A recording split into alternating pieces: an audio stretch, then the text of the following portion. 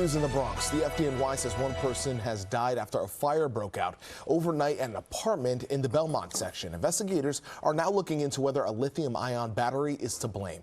Eyewitness News reporter Phil Tate joins us live at the scene in Belmont with more. Phil. Pedro, a community in mourning right now after this fatal fire sparked minutes before midnight, unfortunately claiming the life of a 34-year-old man and sending another man to the hospital. I want you all to take a look at the damage this morning. That's just eye-opening, with several blown out windows. One neighbor telling me this morning, where will he go and what is next? I want to get straight to some video right now from just a short time ago of a very active scene here on Belmont Avenue. Now this after heavy black smoke spewed from the third floor as firefighters battled this fire. Now, firefighters had isolated a lithium-ion battery and are investigating its possible involvement in the blaze.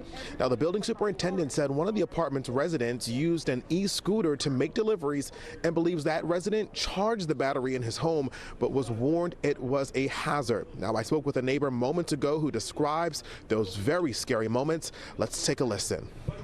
I went back in my apartment, looked out the window. I heard the guy upstairs coughing and I guess like trying to call for somebody, and I could see the smoke.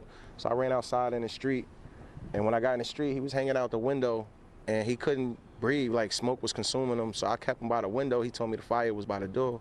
So I wasn't able to open the door. I just ran back inside, got some shoes, and banged on everybody's apartment to let them know it was a fire in the building.